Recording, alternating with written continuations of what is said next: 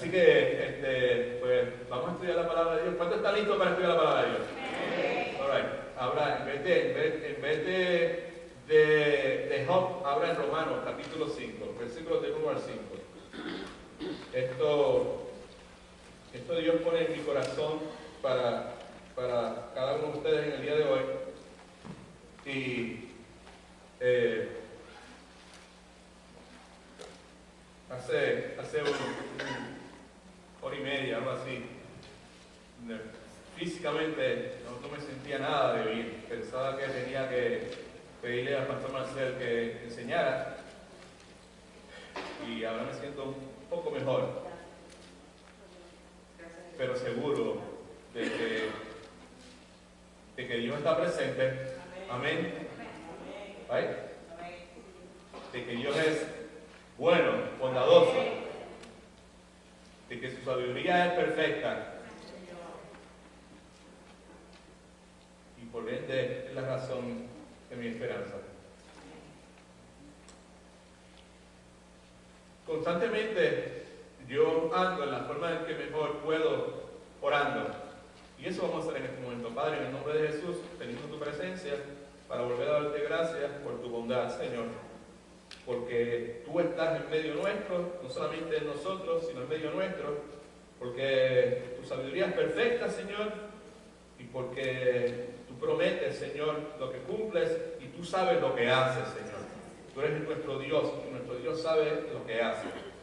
Tú conoces todas las circunstancias que están en nuestras mentes en este momento.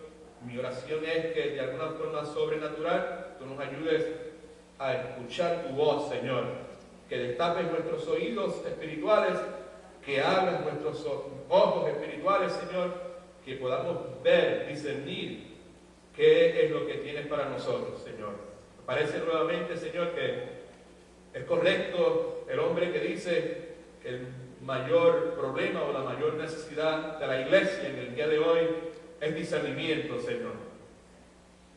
Trabaja en nosotros, concédenos el don de discernir, Padre Santo, a través del testimonio y la vida de Job. Gracias por haber derramado tu amor en nuestros corazones. En el nombre poderoso de Cristo oramos. Amén. Si fuera por mí, yo estuviese testeando todo el día. Lo que pasa es que la hermana Rosa no me deja. Si fuera por mí, como Pablo decía, en mi ser interior, el hombre nuevo que Cristo creó, yo anduviese orando todo el día por la iglesia.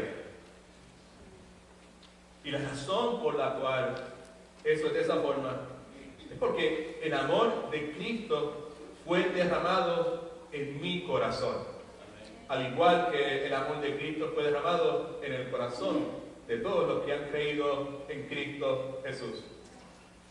Constantemente le estoy enviando, constantemente no es 24/7, pero periódicamente le estoy enviando textos.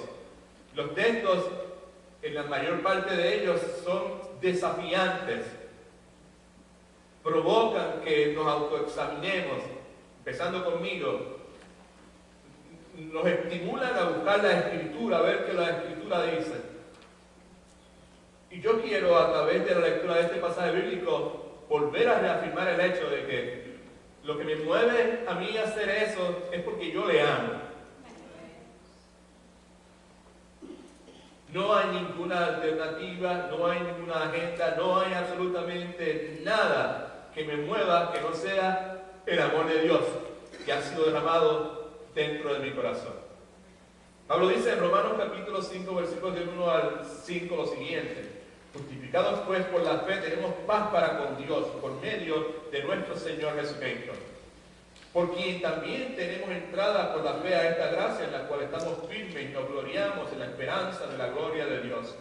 No solo esto, sino que también nos gloriamos en las tribulaciones, sabiendo, estando totalmente convencidos, sin duda de ninguna clase, que la tribulación produce paciencia, y la paciencia prueba, y la prueba esperanza, y la esperanza no nos defrauda, porque el amor de Dios ha sido derramado en nuestros corazones por el Espíritu Santo que nos fue dado. el amor de Dios ha sido derramado en nuestros corazones. Y yo someto a su consideración que la razón por la cual los últimos 3 domingos hemos estado hablando de lo que hemos estado hablando, de la necesidad de ser persistente, si el sufrimiento persiste, es precisamente eso, es el amor de Dios que me empuja, que me obliga a compartir cosas como esta con usted, con el énfasis, con la pasión, con lo cual, pues usted que me conoce desde hace tiempo, sabe que lo hago. Así que vamos a ver si podemos terminar en el día de hoy. Yo espero que sí. Si mi sufrimiento se extiende, un poquito más de ganas, ¿vale? Si mi sufrimiento se extiende, Dios es suficiente. Todavía es posible decirlo con un poquito más de ganas. Si mi sufrimiento se extiende, Dios es suficiente. That sounds better. Pero un poquito más para arriba para que Daniel diga, wow, esta gente cree eso. Si mi sufrimiento se extiende, Dios es suficiente. Eso es sabe. Gloria a Dios. Praise the Lord.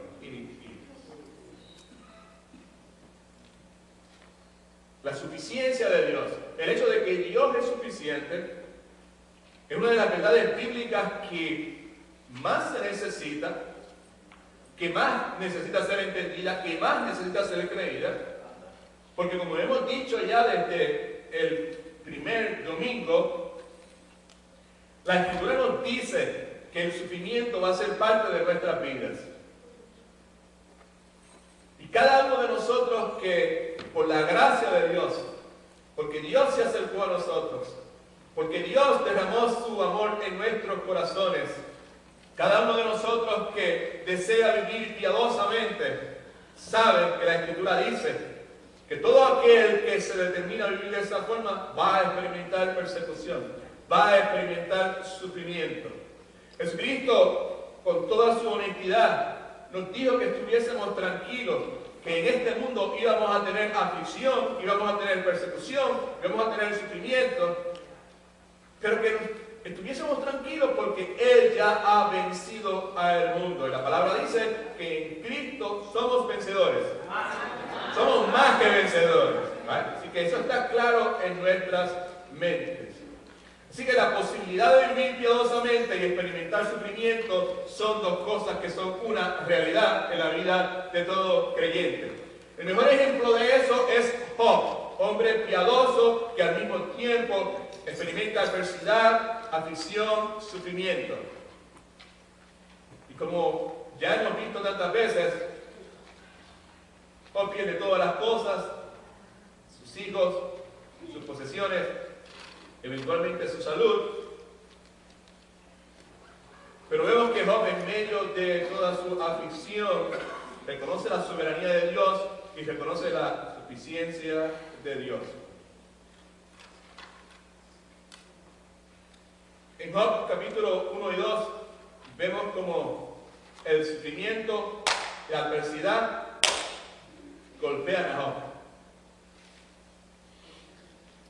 Vemos también que la respuesta de él es adoración a Dios. La enseñanza de hoy, que es continuación del domingo pasado y del domingo anterior, vamos a ver qué es lo que la Escritura nos dice en cuanto a la suficiencia de Dios en la vida del cristiano, no solamente cuando es golpeado por el sufrimiento, la adversidad, la aflicción, sino que podemos ver cómo Dios es suficiente cuando la adversidad, el sufrimiento se extiende. Porque una cosa es alabar a Dios cuando viene la enfermedad, viene el golpe, otra cosa es mantenerse alabando a Dios, creyendo en Dios, confiando en Dios, cuando el sufrimiento persiste. Así que vamos a ver entonces hasta dónde el mensaje nos lleva hoy. La pregunta que hemos tratado de contestar en la primera página de su bosquejo, Manuel José, si me ayudas, es por qué puedo y debo descansar en la suficiencia de Dios cuando el sufrimiento se extiende. ¿Por qué debo y por qué puedo descansar en la suficiencia de Dios? Lo primero que dijimos es que podemos hacerlo porque cuando el dolor del sufrimiento persiste, el Dios de la Biblia está como presente. está presente. Y en ese contexto dijimos que cuando el sufrimiento persiste, el ser humano quiere una explicación. Sin embargo, lo que Dios nos da es su ¿qué? Su presencia. Dijimos que en cierta forma es normal, es natural querer saber por qué el sufrimiento está persistiendo. Y dijimos que no hay necesariamente nada malo en preguntarle a Dios por qué las cosas están sucediendo, siempre y cuando la pregunta, ¿por qué, Señor? ¿Por qué esto está pasando? ¿Por qué esto no acaba? ¿Hasta cuándo? Siempre y cuando esa pregunta se mantenga en la perspectiva correcta. Y definimos perspectiva correcta de esta forma. La perspectiva correcta es que en medio del sufrimiento, más que una explicación, lo que Rosa necesita, lo que Edwin necesita, lo que cualquiera de nosotros necesita es la certeza, la seguridad de que Dios está presente. Más que ninguna otra cosa. Esa es la perspectiva que tenemos que tener. Y dijimos muchas cosas cuando hablamos de ese particular. Dijimos también que la historia de Job es una ilustración del Evangelio del Señor Jesucristo. Porque nosotros no tenemos un Dios distante, nosotros tenemos un Dios que está con nosotros. De paso, cuando Cristo entra en la historia de la humanidad, en su intervención, en su encarnación, la palabra dice que su nombre es Emmanuel, que es Dios con nosotros. Y hablamos acerca del hecho de que tenemos un sumo sacerdote, Cristo, que puede identificarse con todas nuestras circunstancias porque Él sufrió, fue tentado sin pecado de ninguna clase. Y concluimos diciendo esa parte de que Jesucristo está altamente familiarizado con nuestras luchas. Y la imagen que vemos en la historia de Job es que mientras usted y yo pasemos por el sufrimiento, sea el sufrimiento que sea, tenga la forma que sea nuestro sufrimiento, nunca estaremos solos porque Dios nunca nos abandonará. Amén. Porque el Dios de la Biblia siempre estará presente. La segunda cosa que vimos, la segunda respuesta a la pregunta ¿por qué puedo y debo descansar en la suficiencia de Dios? Dijimos que podemos hacerlo porque cuando las cosas que disfrutamos en esta vida desaparecen, Dios continúa siendo bueno y bondadoso. Dijimos que el mensaje de Job para Satanás, acuérdense que Job es simplemente un conflicto, que Job no está consciente, pero que tú y yo sabemos porque tenemos la Escritura. El mensaje de Job para Satanás, el mensaje de Job para el mundo y para nosotros, es que aún cuando las cosas buenas de la vida desaparezcan, y aunque prevalezca la lucha que Dios tenía, porque Job, no he dicho tenía, porque Job sabía que Dios estaba presente. Job conocía el carácter de Dios, y esa es la lucha, tenía esa lucha. ¿Cómo es posible que Dios está presente y yo sé qué clase de Dios es ese y esto que está pasando es la lucha que Él tiene? Y el mensaje de Job para nosotros en el día de hoy es que aun cuando las cosas buenas de la vida desaparecen y aunque nuestra lucha prevalezca, Dios continúa siendo bueno y bondadoso. Mencionamos el diálogo de Job con estos tres amigos, Elifaz, Bildad y Zofar, y dijimos que ese diálogo, estas tres personas son un buen ejemplo de cómo buenas verdades teológicas correctas, al ser torcidas, se convierten en consejos desastrosos. Tomamos el tiempo para analizar la conversación de Elifaz, Bildad y Zofar y nos dimos cuenta que teológicamente algunas de sus sugerencias eran correctas y eran buenas. Pero también dijimos que el problema con estos tres amigos de Job consistió que a ellos, al tratar de aplicar esas verdades teológicas correctas a la situación de Job, terminaron torciendo, terminaron distorsionando esas verdades, y como resultado el consejo que le dieron a Job no fue bueno, fue un consejo desastroso. En caso de que no se acuerden, el consejo de Elifaz, Bildad y Sofar consistía de esta forma. El diálogo de ellos hacia Job era este: Job, tienes que aceptar que Dios bendice y prospera al justo y aflige al malvado. Job, dado el caso que Dios te ha afligido, es obvio que en tu vida hay pecado. Job, de seguro tú has hecho algo que deshonra a Dios, y la forma de arreglar esto, Job, es confesando, arrepintiéndote y regresando a Dios.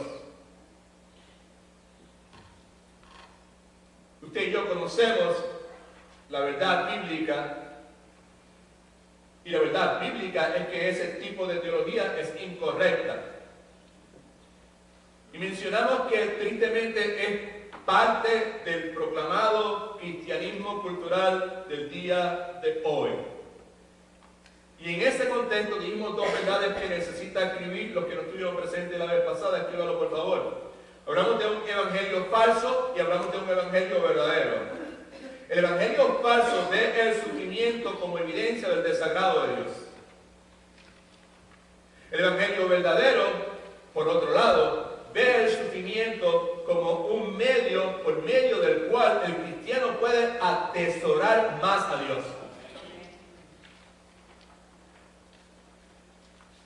Hicimos hincapié, en caso de que alguien fuese a tergiversar lo que el pastor estaba diciendo, hicimos hincapié en cuanto a la necesidad de ser cuidadoso, sumamente cuidadoso con este asunto, porque la Escritura nos habla claramente acerca de las consecuencias, el efecto del pecado. Esto es, lo que el pecado provoca, los problemas que el pecado provoca, el sufrimiento que el pecado provoca. Pero habiendo dicho eso, volvimos y enfatizamos el hecho de que el problema en esta situación aquí era el hecho de que sabemos que Job no había hecho absolutamente nada que mereciese lo que estaba sucediendo. Y que aquí lo que estábamos viendo era Dios soberano, el Dios que tiene la sartén agarrada por el mango. Ese Dios permitiendo en su sabiduría y en su soberanía la aflicción de un hombre sumamente piadoso. Alabado el nombre de Jesucristo. Así que dijimos que el evangelio falso ve el sufrimiento como evidencia del desagrado de Dios. El evangelio verdadero ve el sufrimiento como un medio por medio del cual el cristiano puede atesorar más profundamente a Dios. Ay, perdona que vaya a cantar. También le pedí que me diese su atención cuando quise mostrarle cómo es que el sufrimiento, mi sufrimiento, cuando mi sufrimiento se extiende, Dios es suficiente. Cuando le hablé de ese particular, le enseñaré que la clave está, ¿cómo es nuevamente? Que cuando mi sufrimiento se extiende, Dios es suficiente. Enfaticé que la clave está en el hecho de que si Dios es nuestro tesoro, nuevamente, bíblicamente hablando, la Escritura nos dice que Dios permite el sufrimiento en la vida del creyente y que por medio de ese sufrimiento el cristiano, el evangelio verdadero ve el sufrimiento como un medio por medio del cual el cristiano puede atesorar más a Dios. Cuando el sufrimiento se extiende, ¿cómo entonces es que yo puedo experimentar el hecho de que Dios es suficiente? La respuesta es: si Dios es nuestro tesoro, si Dios es lo más que tú y yo atesoramos, por encima de todas las cosas buenas que Dios nos da, y cosas buenas que Dios nos da son salud, son casa, son dinero, son trabajo, son hijos, son esposos, padres, lo que sea. Todo lo bueno que nosotros tenemos proviene de Dios. Amén. Eso no lo dice el pastor Edwin, eso dice la Escritura. Santiago capítulo 1, toda buena dádiva, todo don perfecto proviene, sale del Padre, de nuestro Padre Celestial, en el cual no hay mudanza en ninguna clase. Así que el punto es que si Dios es nuestro tesoro, lo que yo más atesoro, lo más que yo quiero, lo más importante para mí, por encima de todas las cosas buenas que Él me ha dado, amén. Entonces, cuando una de esas cosas buenas es removida de mi vida, es inevitable que esa pérdida lo que hace es que me empuja a atesorar más profundamente quién es Dios. By the way, porque tenemos una cosa menos sobre la cual recostarnos. Dios se convierte en un tesoro más valioso en nuestras vidas. Dijimos que no estamos en ninguna forma sugiriendo que la pérdida de una cosa o de una persona no sea dolorosa, definitivamente que no. Que no provoque llanto, que no provoque pesar. Lo que dije en un plano personal es que cuando las mejores cosas han sido removidas de mi vida, desde julio 30 de 1984, que fue el día en que Cristo vino a vivir permanentemente en mi vida, de paso en la vida de mi esposa también, porque somos gemelos espirituales. Cuando las mejores cosas han sido removidas de mi vida, todo lo que esa pérdida ha hecho es empujarme a profundizar en el tesoro que en Dios yo tengo. Eso es lo que la palabra de Dios enseña. Eso es lo que le permite a este hombre Job decir, y aunque me mate, yo voy a seguir creyendo en Él. Yo voy a seguir confiando en Él. ¿Cómo es posible que pierda a sus hijos, que pierda todas sus posiciones, que pierda el respeto, que pierda el reconocimiento, que pierda la salud, que lo pierda todo? Y continúa diciendo, aunque me mate, yo voy a seguir confiando en Él. You know why is that? Because he treasured God above all things. There was nothing of more or greater value to him than God.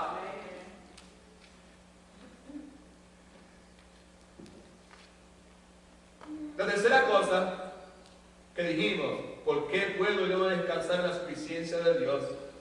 Es porque en medio de la confusión de la circunstancia, porque sabemos quién es Dios, sabemos que es bueno, amén, sabemos que es bondadoso, sabemos que Él nunca abandona a sus hijos, pero la piña se pone agria, la situación se pone compleja.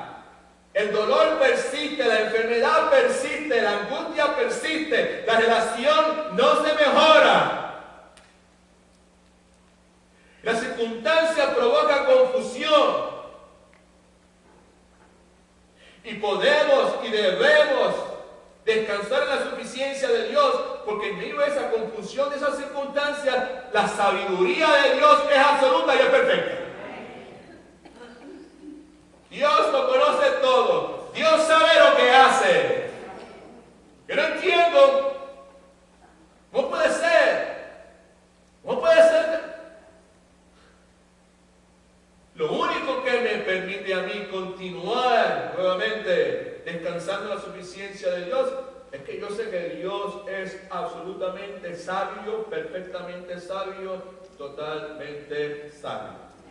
Vimos en el capítulo 28, y no vamos a entrar de eso porque lo hicimos la vez pasada, nos dan una ilustración del origen y el valor de la sabiduría.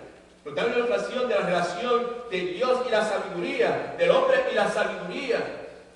En esencia, esa porción bíblica está ahí, y usted la puede leer si usted quiere, o puede ver la enseñanza una vez restauremos la página web. Toda esta enseñanza la podrá ver. La imagen que se nos da aquí en Job capítulo 28 es de que la sabiduría es una joya valiosísima, pero nos dice claramente que esa joya valiosísima no puede ser encontrada en ningún lugar excepto en Dios.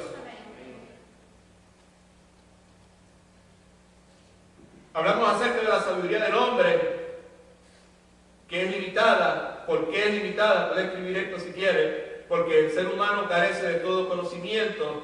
Por eso es que siempre nos preguntamos, si yo hubiese sabido esto, hubiese hecho otra cosa. Dijimos que la sabiduría del hombre carece de perspectiva. No sabemos cómo otra gente va a responder, cómo otras personas van a tomar nuestra decisión. No sabemos cómo las cosas van a cambiar. No sabemos cómo va a estar la cosa en mayo. Hacemos planes para agosto, pero no tenemos la menor idea de qué es lo que va a estar pasando en agosto. Y dijimos que el ser humano carece de experiencia, ¿verdad?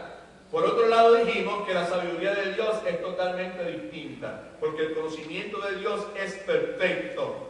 Por eso podemos descansar en la suficiencia de Dios. ¿Por qué puedo descansar en la suficiencia de Dios? Porque la sabiduría de Dios, en medio de la confusión que me encuentra, me dice que Dios es sabio, perfectamente sabio.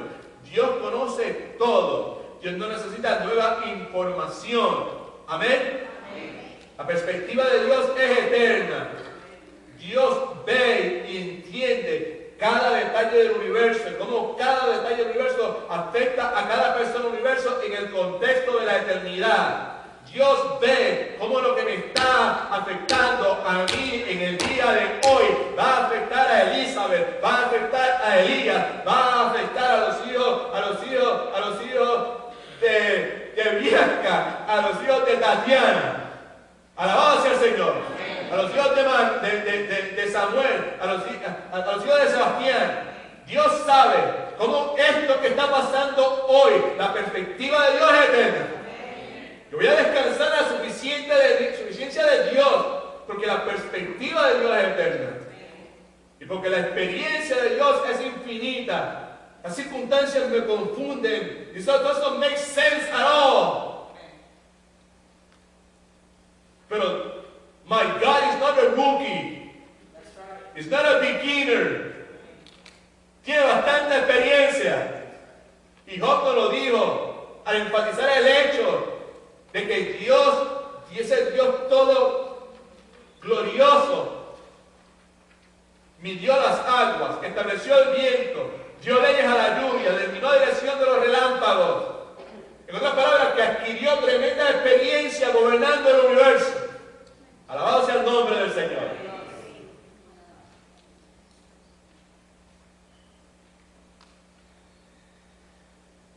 ¿Cómo podemos aplicar la sabiduría sin límites de Dios a la suficiencia de Dios cuando el sufrimiento se extiende? Cuando no tenemos respuesta para nuestro por qué. La respuesta a esa pregunta es: la única forma de seguir confiando en Dios es reconociendo que Dios tiene un conocimiento perfecto, que Dios tiene conocimiento de todo lo que está pasando, de esta situación confusa en este momento. No hay nada de lo que me está pasando que Dios no conozca.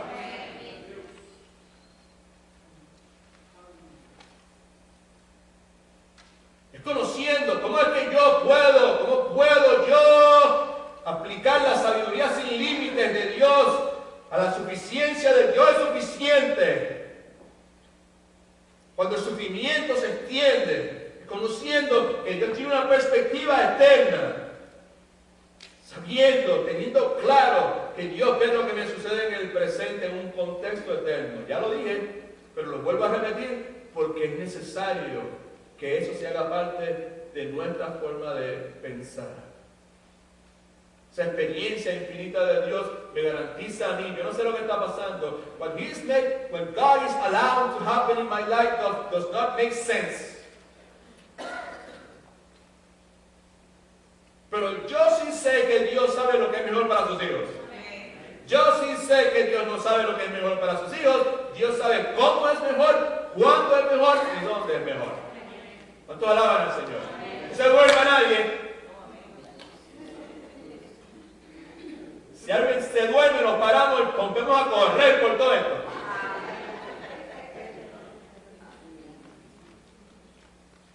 Precisamos acordarnos de que ese Dios todopoderoso, eterno, que todo lo conoce, es nuestro Padre Celestial. Amén. Y que el Padre Celestial siempre da cosas buenas a sus hijos. La sabiduría de Dios nos recuerda que Él siempre nos va a dar lo mejor. Hablamos de Lucas capítulo 11, versículos del 11 al 3, fue lo que hablamos la última vez. Que Padre de vosotros, si yo quiero un pedazo de pan, para una piedra, ninguno. Un pescado, le da una serpiente, ninguno. un huevo, te dará un escorpión, ninguno. Pues si vosotros siendo malos, Cristo dijo, sabéis dar buenas dádivas, cosas buenas. Estamos hablando de qué pasa cuando las cosas buenas de nuestra vida desaparecen. Nuestro Padre Celestial sabe dar cosas buenas a sus hijos. ¿Cuánto más nuestro Padre Celestial dará al Espíritu Santo, que es lo mejor de lo mejor, a los que se lo piden? Terminamos diciendo la vez pasada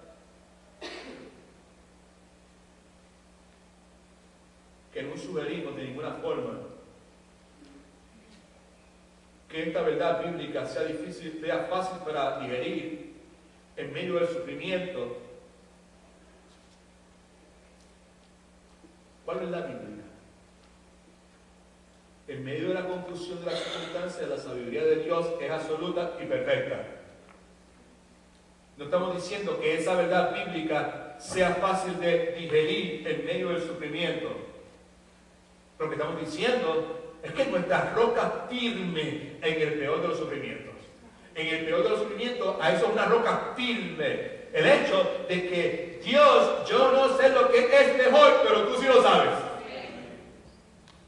Roca firme. Probablemente el mejor ejemplo de cómo en medio de la confusión la sabiduría de Dios es absoluta y perfecta es el Evangelio de Cristo. 1 Corintios capítulo 1, versículos 24 y 25, me parece que va a estar en la pantalla. El versículo 20 no está. El versículo 20 dice, ¿acaso no ha enloquecido Dios la sabiduría del mundo? Pablo hablándole a los corintios. Y después dice, en cambio, dice, ¿acaso no ha enloquecido Dios la sabiduría del mundo? ¿Por qué razón? Porque Dios decidió hacer algo que a los ojos del mundo no tenía sentido. Los sabios del mundo dijeron, that doesn't make sense what you're doing, God. ¿Acaso, by the way, aquí está hablando del sufrimiento de la obra redentora de Cristo en la cruz del Calvario? Por medio de eso es que Dios ha enloquecido la sabiduría del mundo. Versículo 21 dice, pero en cambio, los sabios del mundo que no tienen a Dios en su vida, eso lo flipió. En cambio, para los llamados, tanto griegos como judíos, como brasileños, como cubanos, como colombianos, como mexicanos,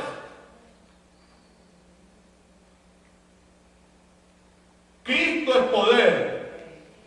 ¿Y qué? Más fuerte, por favor. ¿Y sabiduría de quién? De Dios. Ven ahora, porque lo insensato de Dios es más sabio que los hombres, y lo débil de Dios es más fuerte que los hombres.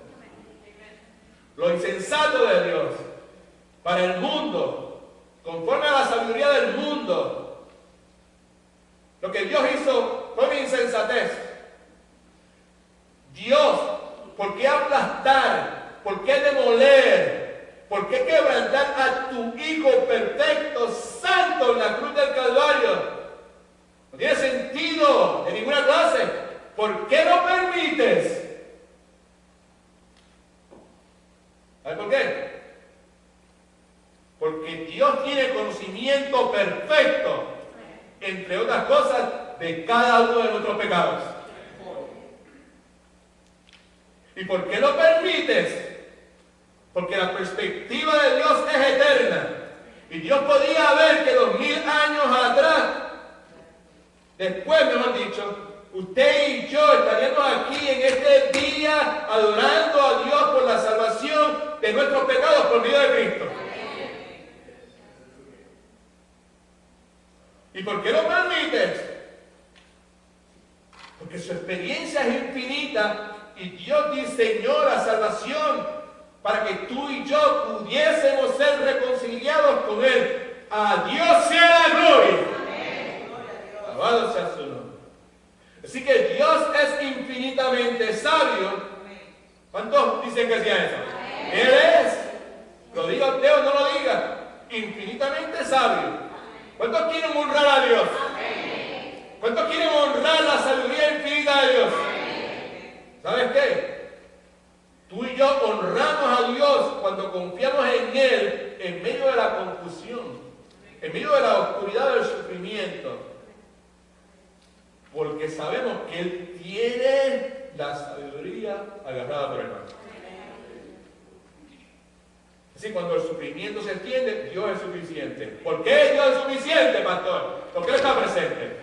Yo no necesito explicaciones. Yo puedo preguntar todo lo que yo quiera. Y Señor, ¿por qué? ¿Por qué? ¿Por qué? ¿Cuándo? ¿Hasta cuándo? ¿Qué pasó? ¿Dónde? Lo que sea. Siempre y cuando yo entienda que mi mayor necesidad no es una explicación. Mi mayor necesidad es la certeza de que Él está conmigo. Él está conmigo en el bote. No importa la tormenta que sea. Física, financiera, relacional, de salud, lo que sea. Si Él está conmigo en el bote, yo voy a estar bien. Alabado sea el nombre de Cristo.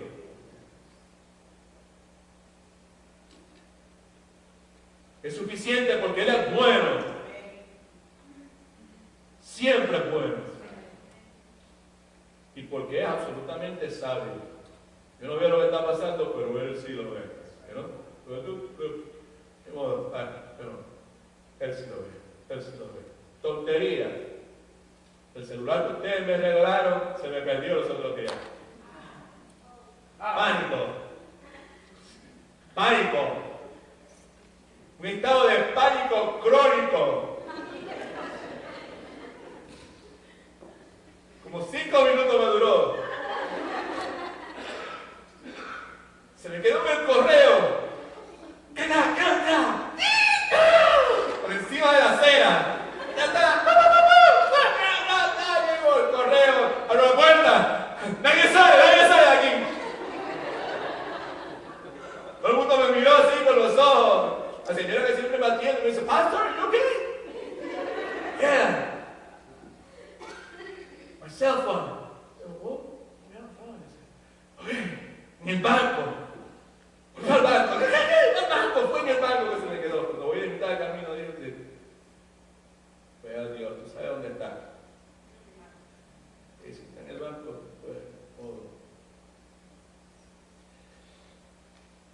Alright. Esto se me vino a la mente la suficiente. Dios sabe todo esto. Y no se me olvida. ¿Cómo voy a poder avisarle mañana a la gente que tenemos estudios y yo no tengo los números, lo que sea? Tenía el teléfono viejo aquel, lo tenía allá. El teléfono viejo. Cobre de rosa. Ok. Modo. Se me ocurrió ir a casa. Y cuando abro la puerta me dice, ¡se te quedó el teléfono!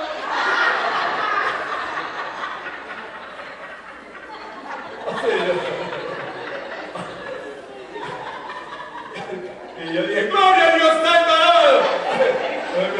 ¿What?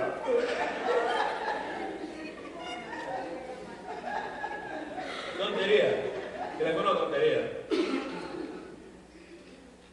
Es posible que al principio de año a Rosa tenga que hacer una pequeña operación ahí.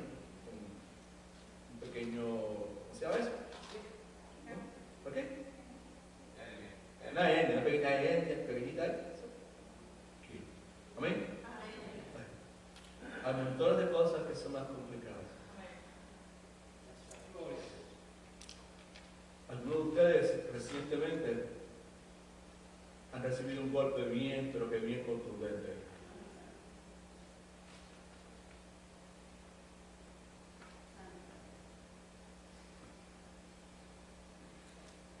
No voy a minimizar la magnitud del dolor, la incomodidad, de ninguna forma. Pero sí le puedo decir, alabe a Dios, dele gracias a Dios, porque tiene un Redentor que vive.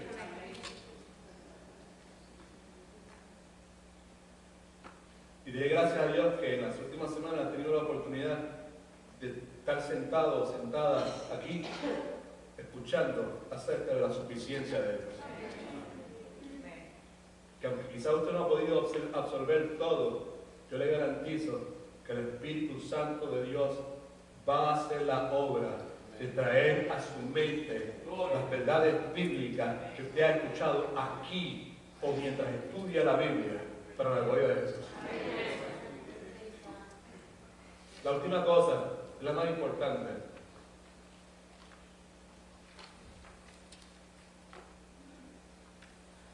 ¿Por qué puedo y debo descansar en la suficiencia de Dios?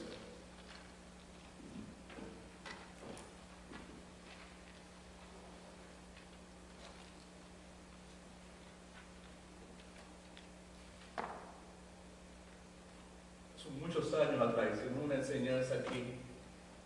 Yo no me acuerdo de qué era, quizás ustedes se acuerdan. Pero tenía que ver algo con características que nosotros teníamos, ¿verdad? ¿Sabes? Y hay una cosa en una iglesia, que había miembros de la iglesia, ¿sabes? Vivía en esa iglesia, estaban miembros como Amargada Ramírez, Testaruda Pérez, Desconfiado Torres, nos decimos, ¿sabes? Eran características ahí.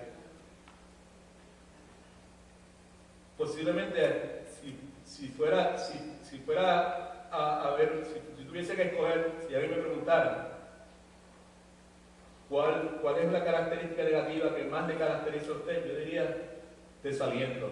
Me podían poner desaliento Torres, pero que me queda, pero que bien chévere. ¿Verdad? La tercera cosa, cuarta cosa es, ¿por qué puedo y debo descansar en la suficiencia de Dios? Es porque en la profundidad del mayor de todos los desalientos, Dios es nuestra esperanza.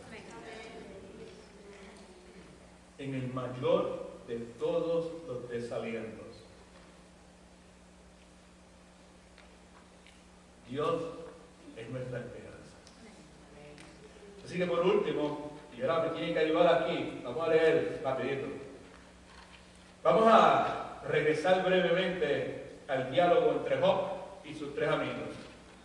Yo quiero que le preste atención en sus notas ahí, en la hoja suelta esta, a la magnitud del desaliento de Job.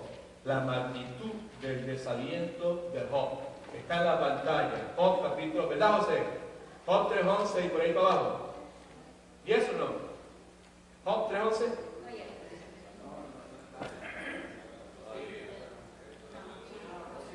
No está en la pantalla, pero está en su bosquejo. Señor. Alright, Job 3:11. Ok, estamos viendo, alright, la magnitud del desaliento de Job.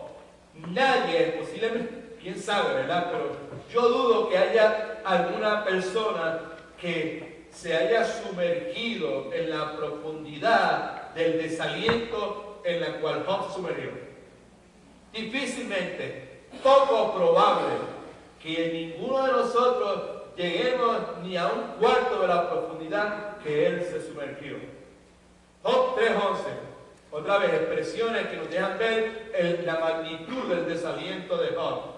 Imagínense si estaba desalentado. ¿Por qué no morí yo en la matriz? En otras palabras, ¿por qué en vez de nacer, por qué yo no morí en el vientre de mi madre?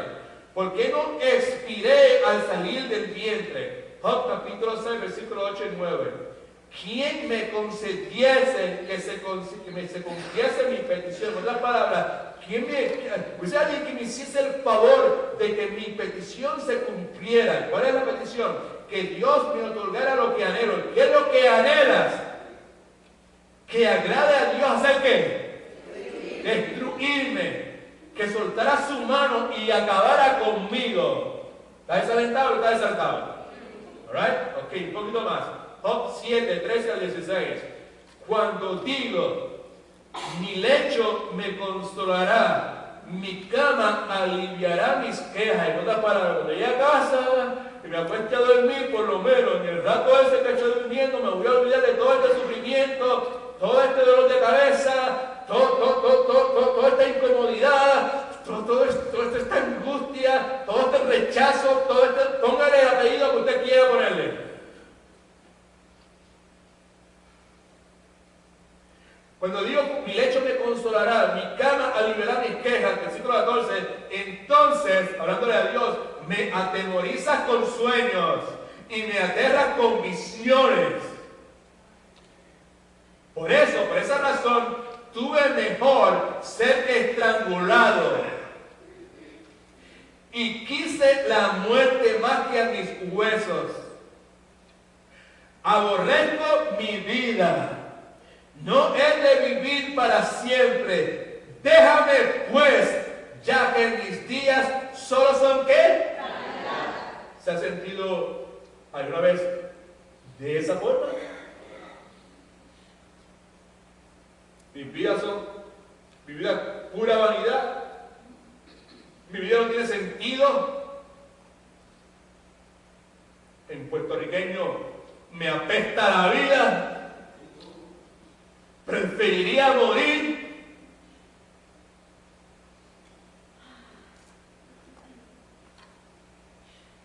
Ahora vemos a Job deseando morir. Job 10, 20 al 22. ¿No son pocos mis días?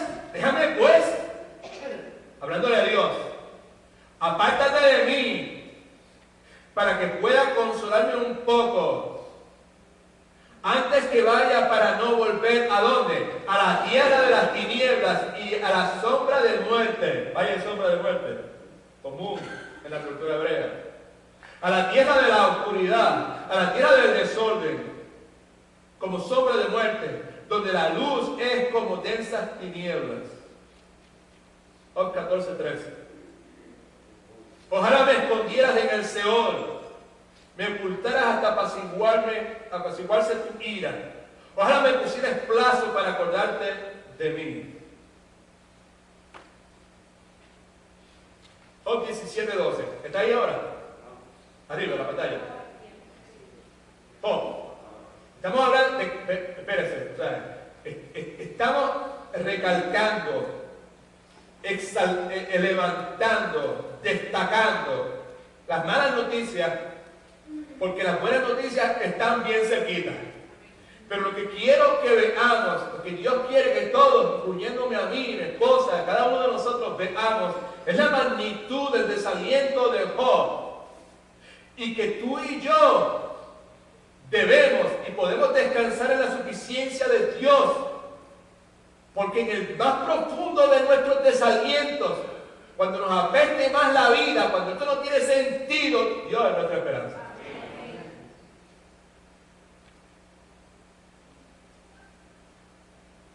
Job 17:1-2 dice: mi aliento se agota, se acortan mis días, me está esperando el sepulcro.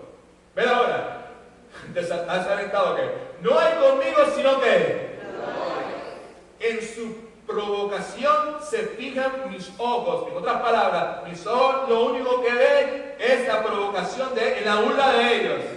Yo no puedo ver a nada más, yo no puedo ver las cosas buenas que me estén pasando. Lo único que puedo ver es enfocarme en esta gente, en el sufrimiento, en la angustia, en la agonía que estoy experimentando. Job 17, 13 y 16. Por más que yo espere, ¿qué? El Señor es la tumba es mi casa. Y yo haré mi cama en las tinieblas. Díganme si eso o no desaliento. Vean lo que dice ahora, a la corrupción, que es lo que pasa cuando el cuerpo de uno está ya en la tumba, en la tierra, empieza a descomponerse. A la corrupción le digo, mi padre eres tú, lo más que yo quiero.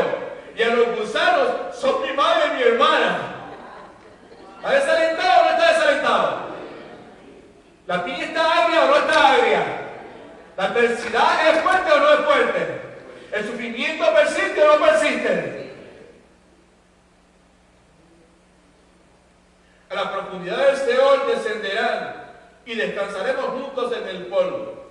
Así que la situación de Job es cada vez más y más desalentadora. Piensen lo que le pasó desde el momento en que Satanás desata su ataque sobre él. Cómo la cosa va de mal en peor. Pierde las posesiones, pierde sus propiedades, pierde los ganados, pierde sus hijos, pierde la salud, pierde el respeto de la gente. Los que él tanto ama, los amigos de él, vienen y le dicen: brother, Estás sembrando, estás cosechando lo que sembraste. ¿Right? Arrepiéntete. Porque cosas malas no le pasan a gente buena. Bien intencionado, pero una aplicación distorsionada, incorrecta, de principios teológicos correctos. Desaliento de Job, escucha ahora, llega al capítulo 19, aquí es donde bota la pelota. Job 19, desde el 22, hablándole a Dios, dice: Dios hace que de mí se alejen mis hermanos y mis conocidos, y que a mis conocidos, como extraños, se aparten de mí. Versículo 14. Mis parientes se detienen, en otras palabras, se alejan, mis conocidos me olvidan. Versículo 15. Los moradores de mi casa y mis criadas me tienen por extraño. Forastero soy yo ante sus ojos. Versículo 16. Llamo a mi siervo y no me responde, aun cuando con mi propia boca le suplico: mi siervo. Versículo 17. Mi aliento ha venido a ser extraño a mi mujer, ha venido a ser ofensivo a mi mujer. Aunque por mis hijos de mis entrañas le rogaba. Versículo 18. Incluso los muchachos me desprecian y al levantarme hablan contra mí. Todos mis íntimos amigos, ¿qué hacen? Los que yo amo, ¿qué pasa?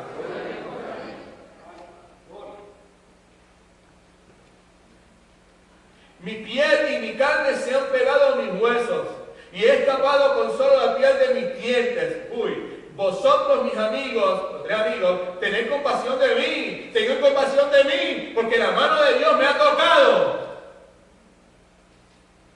Porque vosotros me perseguís, lo mismo que Dios, y ni aún de mi carne os saciáis. Así que lo que estamos viendo aquí es que Job se está ahogando en la profundidad del desaliento y con total honestidad declara lo que tú y yo muchas veces tenemos que declarar: que ya no aguanto más, porque no es que estoy enfermo, es que la gente que yo amo ya me rechaza, me sacan el cuerpo, mis hijos no se acercan a mí.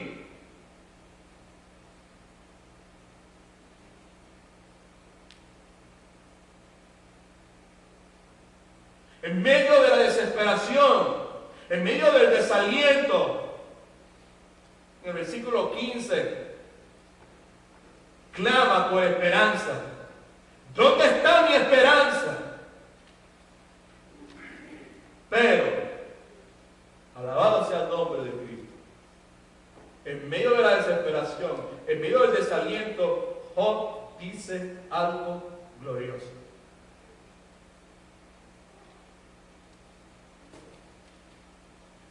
Versículos 23 al 27. ¿Hay arriba? Ahora. Job dice: ¿quién diera ahora que mis palabras fueran escritas? Ojalá que lo que yo estoy diciendo alguien lo pudiese escribir. ¿Quién diera que se escribiesen en un libro? O que con un cincel de hierro y con plomo fueran esculpidas sobre piedra para siempre. Pero en el hebreo es porque. Pero porque yo sé que mi Redentor, ¿qué? Vive. Y que cuando al fin se levantará del polvo, en otras palabras, mi Redentor se parará firme sobre la tierra para gobernar y reinar sobre la tierra. Versículo 26. Y que después de deshecha esta piel. ¿Cuál piel? Esta piel. ¿La piel de quién está hablando? De Job. Llagas, nacido, cáncer. Después, alabado sea el nombre de Cristo Jesús.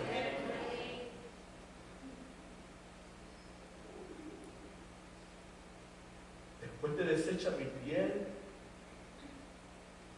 en mi carne he de ver a Dios. Y lo veré mismo. Mis ojos lo verán. No los de otros, los míos lo van a ver. Pero ahora, dice, ahora, en este momento, en este instante, se consume, clama, gime mi corazón dentro de mí. Yo sé que mi Redentor vive. Yo sé que al fin se levantará del polvo para reinar. Yo sé que después de desechar mi piel en mi carne, el ver a Dios. Yo sé que lo veré yo mismo. Yo sé que mis ojos lo verán. Yo sé que no será por los ojos de otra gente. Pero en este momento, en este instante, mi corazón se consume. Mi corazón clama. Mi corazón gime dentro de mí.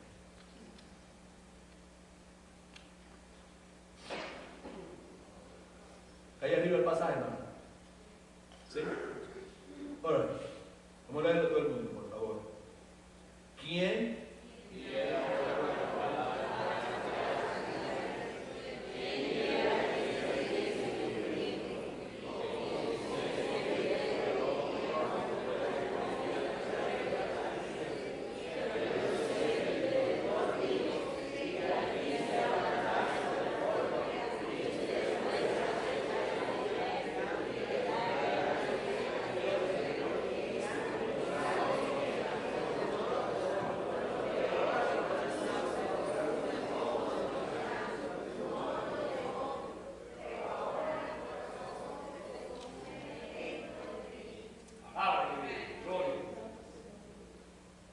En medio de la magnitud del dolor de este hombre, Job saca, tal vez dice que de la abundancia del corazón, en medio del dolor de él, de su vocabulario, Job saca la palabra redentor. Redentor. Redentor, la mismita palabra que el libro de Ruth utiliza para describir al campeón de los oprimidos, Redentor. Redentor es la misma palabra que el libro de Proverbios utiliza para describir el defensor de los débiles. Redentor es la misma palabra que Éxodo utiliza para describir a el que rescata a los que son capturados. Así que Job dice, yo tengo un redentor. Y by the way, mi redentor vive. Y de paso, al final lo veré. Al final lo veré. ¿Y cómo lo veré? Lo veré en mi propia carne. En otras palabras, luego de que esta carne sea destruida, luego de que mis nacidos sean destruidos. ¿Saben los nacidos? Job, nacidos. Luego de que mis llagas sean destruidas, lo veré. Luego de que estas úlceras sean destruidas, lo veré. Luego de que este cáncer sea destruido, lo veré. Luego de que esta enfermedad sea destruida, lo veré. Y lo veré con mis propios ojos. Y mi alma ansía ese momento.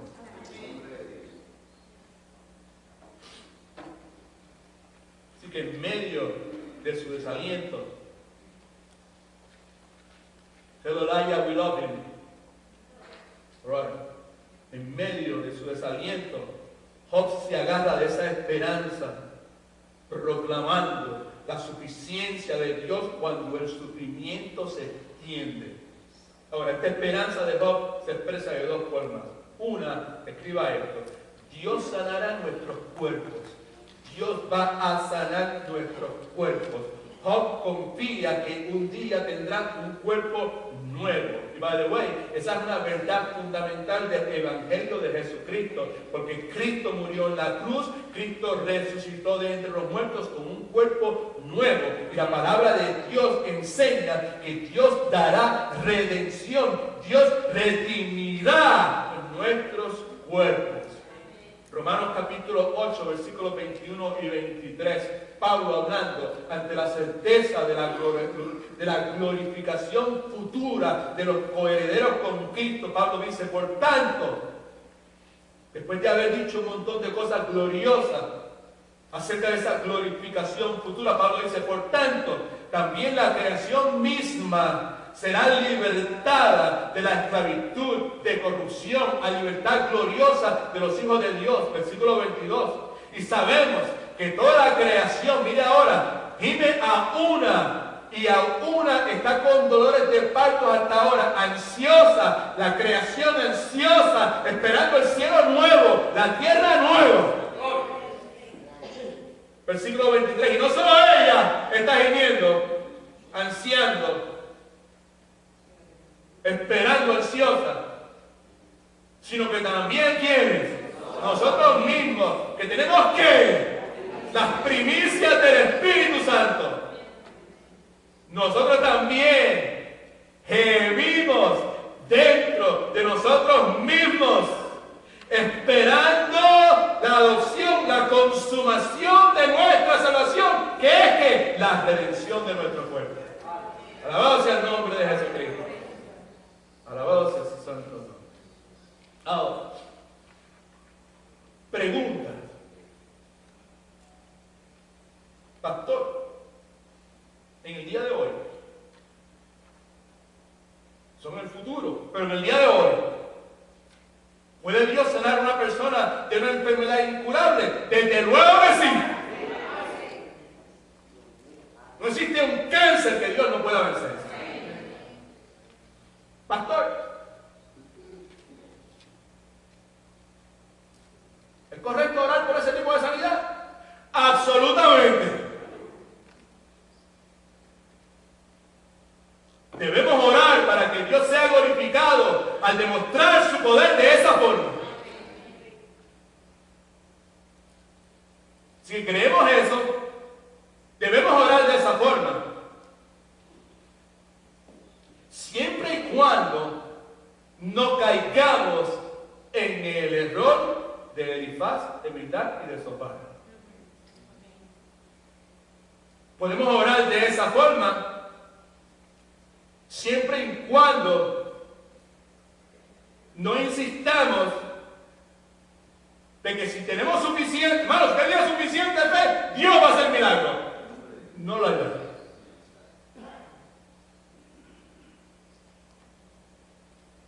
Vamos a orar, hermano, por su sanidad, para que Dios no sane del cáncer. Hermano, si usted es obediente, Dios va a hacer el milagro. No. Dios sana, Dios salva y Dios liberta. ¡Claro que sí! No vamos a orar y decir, hermano, vamos a orar porque Dios lo sabe, pero usted tiene que hacer esto, usted tiene que hacerse miembro de la iglesia, usted tiene que venir a la vigilia, usted tiene que venir cada vez que haya un culto, estar presente. Y muchísimo menos no vamos a orar diciendo, hermano, vamos a orar para que Dios nos sane, pero asegúrese que siembra una buena semilla.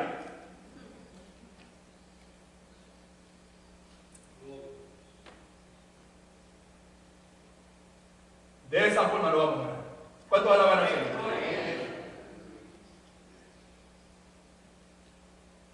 La vida de Job, que vemos en este libro, es obvia. Usted puede ser la persona más piadosa, usted puede ser la persona con más fe, usted puede ser la persona más obediente y aún así tener la peor clase de enfermedad y calamidad.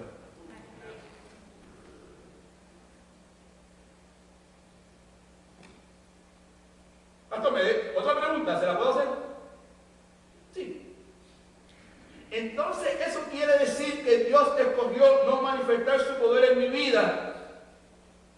Si yo oré porque Él me sanara y no me sanó. Otra vez.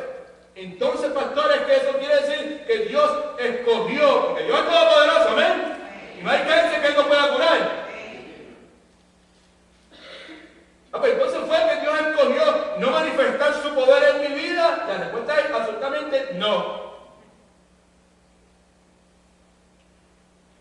Porque cuando el sufrimiento persiste, aún tenemos esperanza. Uno. ¿Por qué tenemos esperanza? Porque hay un poder que proviene de Dios que es superior al poder sanador de Dios. ¿Cuál poder? El poder sostenedor de Dios. Escriba por algún lado, el poder sostenedor de Dios es mayor que el poder sanador de Dios. ¿Se entiende? El poder sostenedor de Dios es mayor que el poder sanador de Dios. ¿Por qué es mayor? Pregúntale a Job.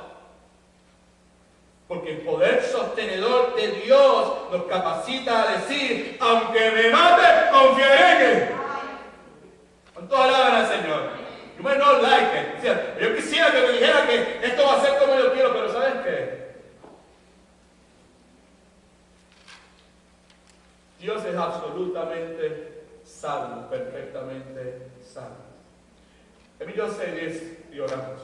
En el día de hoy hay una frase que es bien común en nuestra cultura. Mire todo el mundo para acá. You might need it. Espero que no en tu vida personal, pero en tu vida familiar, relacional, una amistad, una persona, compañero de trabajo. You probably need it. La frase que es bien común en el día de hoy es la frase cancer survivor, sobreviviente de cáncer.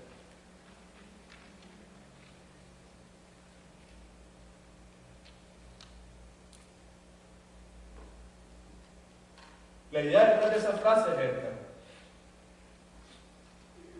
Si una persona tiene cáncer y se mantiene vivo, esa persona es sobreviviente de cáncer. Esa persona venció al cáncer.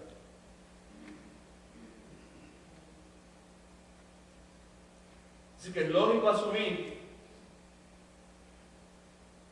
que si una persona tiene cáncer y muere como resultado de su cáncer, entonces esa persona no es sobreviviente de cáncer.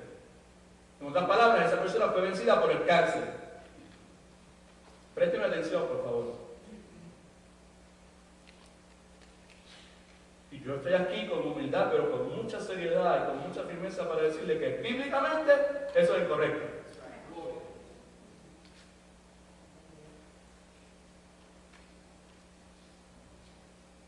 Porque si una persona ha tenido cáncer y se mantiene con vida, eso no quiere decir que la persona ha ganado nada.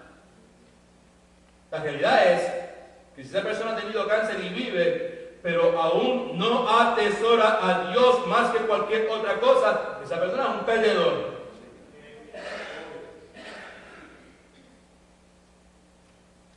En ese caso, en el caso de una persona que ha tenido cáncer y continúa viviendo, pero no atesora a Dios por encima de todas las cosas, en ese caso, en cierta forma, el cáncer es el que ha triunfado. ¿Por qué razón? Porque le ha hecho pensar que puede vivir la vida aparte del tesoro que es Dios. Pero cuando una persona tiene cáncer, y eso le empuja a atesorar a Dios por encima de cualquier otra cosa, esa persona es una vencedora, independientemente de que si vive o si muere. Chente Castro, sobreviviente de cáncer. Por texto, personalmente, por teléfono, mi esperanza está en Dios. Tito Marín, sobreviviente de cáncer. Un video que todavía tenemos, en tanto yo lo veo, mi esperanza está en Dios.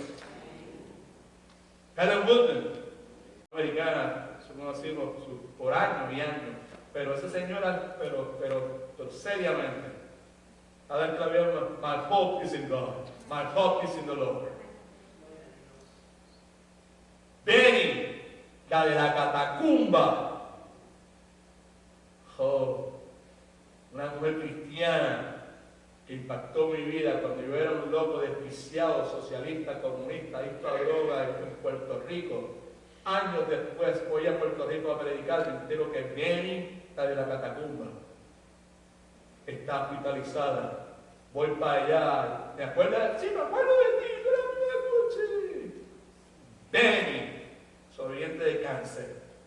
Tranquilo, que mi esperanza está en Dios. Lo que quiero decirles es que en el momento en que esas personas emitieron su último suspiro, fueron transportados a la presencia de Dios y con Job dijeron, ¿qué dijeron? Yo sé que mi Redentor vive. Y dijeron, y que después de deshecha mi piel, en mi carne ahora veo a Dios. Dijeron, lo veo por mí mismo. Dijeron, mis ojos ahora lo ven. Y también dijeron, y ahora mi corazón ya no se consume dentro de mí, porque escuché llegar aquí de labios de mi Redentor, siervo fiel, entra en el gozo del Señor. Alabado sea el nombre de Cristo Jesús. Bíblicamente eso es sobrevivir el cáncer. También eso es parte de caminar esperanzado en medio del sufrimiento, mientras vemos la suficiencia de Dios. Acaba de entrar aquí en este momento. Muchas veces, tranquilo papi, si me sana o no me sana, mi esperanza está en Dios. Sentadita allí, por todos estos 10 a 14 años, tranquilo mi amor. Si me sana o no me sana, mi esperanza está en Dios. La última cosa es que Job también expresa su confianza en Dios. Y se expresa de esta forma en el hecho que nosotros veremos el rostro de Dios. En cierta forma, Job está anunciando la gloriosa verdad de Apocalipsis 22. ¿Todo el mundo lo ve ahí arriba? Ok, vamos a leerlo, por favor. Y vamos a orar. ¿Ok? Todo el mundo. Está hablando de la Nueva Jerusalén. ¿Vale? Nueva Jerusalén. Dice, y no habrá más que el trono de Dios y del Cordero estará en ella. By the way, ahí lo que está hablando es la deidad de Cristo. Véanlo, está clarito. El trono de Dios y del Cordero estará en ella. Todo el mundo, sus siervos lo servirán, verán su rostro, su nombre estará en su frente. Allí no habrá más noche, no tiene necesidad de luz, de lámpara, ni de luz del sol, porque Dios el Señor los iluminará y reinará por los siglos de los siglos. Amén. De paso, si usted no tiene ese pasaje bíblico subrayado en su Biblia, yo le sugiero con humildad que lo subraye. Más todavía, si usted no vive su vida, escuche, en base a Apocalipsis 22:4, que te dice que tarde o temprano vamos a ver a nuestro Redentor cara a cara, yo le sugiero que comience a hacerlo. Dice la Escritura, sus siervos verán su rostro. By the way, esa es la esperanza que nos despierta por la mañana. Esa es la esperanza que está con nosotros al acostarnos, con todo el sufrimiento, con todas las preguntas, con toda la incertidumbre. Cuando los hijos no llegan, cuando el esposo no me quiere, cuando la esposa me rechaza, cuando no tengo trabajo, cuando todo se me ha derrumbado. Esa es la esperanza que está con nosotros cuando estamos en la cama del hospital. Esa es la esperanza que está con nosotros cuando la lucha se complica, cuando la circunstancia se torna confusa. Va a llegar el día en que podré ver cara a cara a mi Redentor. Va a llegar el día en que podré disfrutar de la totalidad de su grandeza. Hermana Rosa, Pastor Marcel, Chente Castro, Tito Maní, Bella de la Catacumba, Eleonor Multen, el hermano Job me han enseñado que la grandeza, la suficiencia de Dios, escucha, puede verse con más claridad en los momentos difíciles, no cuando todo es fácil. Alabado sea el nombre de Jesucristo.